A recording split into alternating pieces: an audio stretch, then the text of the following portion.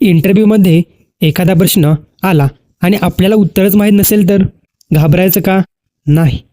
आज मी सांगणार आहे अशा 3 सोप्या इंग्लिश वाक्य जी तुम्हाला अननोन क्वेश्चनचं उत्तर देताना उपयोगी पडतील. Sentence number 1. मला या विषयाची सध्या माहिती नाही, पण मी ते शिकायला तयार आहे. I am not familiar with this topic, but I am open to learning about it. Sentence number 2.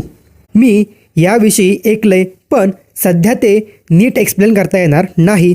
I have heard about it, but I don't have full knowledge to explain right now. Sentence number 3.